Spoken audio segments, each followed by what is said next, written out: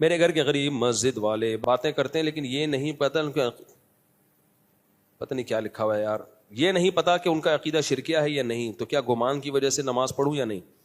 دیکھو نماز توحید پرست کے پیچھے ہی جائز ہے, مشرک کے پیچھے نماز جائز نہیں ہے. اگر امام کے بارے میں غالب گمان ہو کہ یہ شرکی عقیدہ ہے تو پھر اس کے پیچھے نماز مت پڑھو, شریعت کی حدود ہیں.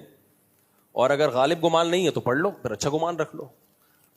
اور اگر محلے ہی کی مسجد تو جا کے پوچھ لو امام صاحب سے 2-4 عقیدوں کے بارے میں, امام صاحب آپ کا اس بارے میں کیا عقیدہ ہے, اس بارے میں کیا عقیدہ ہے.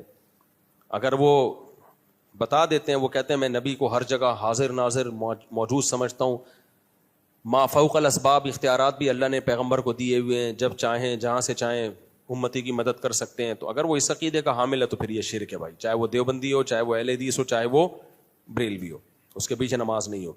اور اگر ایسی بات نہیں ہے تو پھر نماز ہو جائے گی.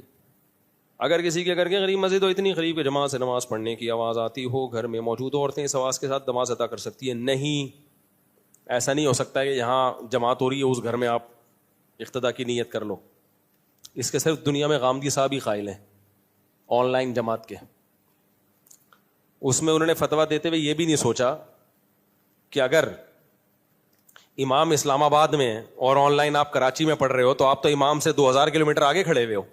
کورونا کے دنوں میں انہوں نے فتویٰ دے دیا تھا غامدی صاحب نے کہ آن لائن بھی امامت جائز ہے. اس پہ کسی مولوی صاحب نے کھنچائی کی کہ امام اسلام آباد میں جماعت کرا رہا ہے, مقتدی کراچی میں کھڑے ہوئے ہیں, تو ہم آگے ہیں نا, بیت اللہ کے زیادہ قریب ہیں ہم, تو 2000 کلومیٹر ہم آگے ہو گئے امام صاحب سے.